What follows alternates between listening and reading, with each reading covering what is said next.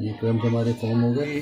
Chest के ginger burger बनाने जा रहा हूँ। इसकी मैरिनेशन आपको ओवरनाइट करनी पड़ेगी, तब जो है जाके ये आप जो है अच्छा सा बनेगा। ठीक है, ये इतने बड़े बड़े हमने पार्चे बनवा लिए थे। ठीक है, इतने मोटे। और इसको जो है मैरिनेट कर देंगे हम ताकि ये सॉफ्ट हो जाए। इसके लिए हमें चाहिए होगा हाफ़ टेबल स्पून इसमें जो है अदरक का पाउडर डाल दें, half table spoon ginger powder add कर दें, 1 table spoon salt, pink salt, 1 table spoon पिसी हुई लाल मिर्च, टेबल स्पून जो है पेपरिका पाउडर या cayenne powder, 2 tablespoon chilli sauce,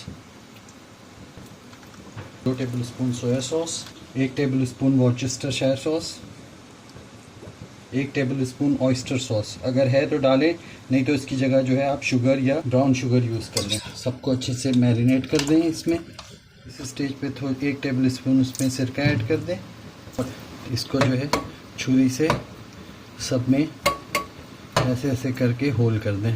ठीक है, ताकि इसके अंदर जो है मसाला पूरा अंदर तक जो है वो चला जाए और जूसी रहे। और इसको जो है आप फ्रिज में ओवरनाइट के लिए रख दें। कल जो है फिर इसकी जिंगर बनाएंगे हम। ठीक है,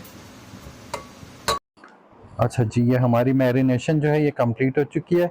अब हमने जो है एक डब्बे में जो है वो कॉर्नफ्लोर और मैदा जो है मिक्स करके रखा है सीज़न करके।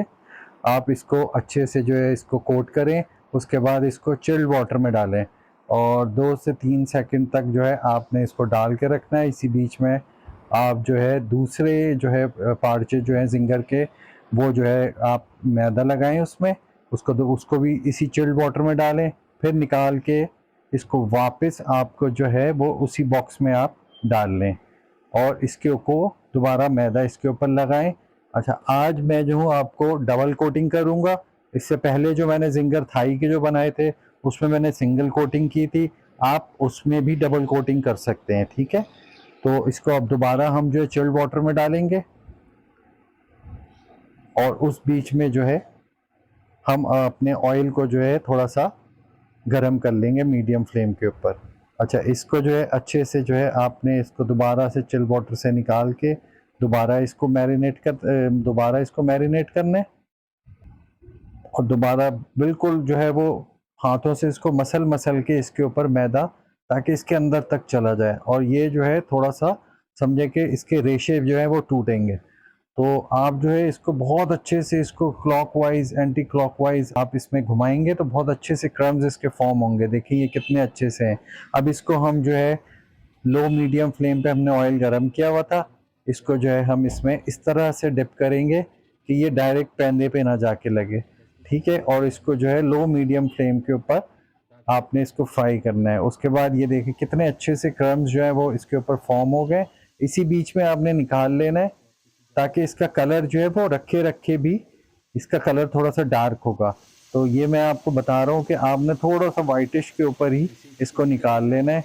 निकाल के आपने इसको किसी जो है वो जाली या रैक के ऊपर आप रखें या इस तरीके से आप इसको जो है रख सकते हैं और उसके बाद बर्गर को जो है असेंबल करते हैं। तो बर्गर हमने ले लिए हैं, इसके ऊपर हमने मायोनीज के साथ जो है हमने इसकी सॉस बनाई थी। आप मेरी जो इससे पहले वाली जिंगर वीडियो है उसमें देखिएगा, मैंने आपको बताया है। अब आपने इसके ऊपर रखना है सलाद का पत्ता और 1 पीस ये जो है चिकन का रखना है और इसी तरीके से आपने इसके बाद इसके ऊपर जो है एक आइसबर्ग रखना है और जो है चिल्ली सॉस, टोमेटो सॉस, जो भी आपको डालना है वो उसके ऊपर डालें और इसको जो है कवर कर दें। दूसरा पीस जो है इसका जिसके ऊपर हमने हनी मस्टर्ड सॉस लगाई है वो जो है इसके ऊपर रखेंगे और आपका जिंगर रेडी हो चुका होगा। तो आप लोग ये बनाएंगे तो इंशाल्लाह आप लोगों को जो है तमाम जो है बड़े बड़े आउटलेट्स के जो है जिंगर जो है वो आप लोगों को भूल जाएगा। आप ये वाला बर्गर बनाएं और इसको जो है बना के भी रखें, हाफ फ्राई करके इसको फ्रीज भी कर सकते हैं। तो ये हमारा बर्गर तैयार है, बच्चों को दें, खुद भी खाएं, लंच बॉक्स के लिए बेहतरीन है। तो मिलते हैं अगली वीडियो में। अल्लाह हाफिज़।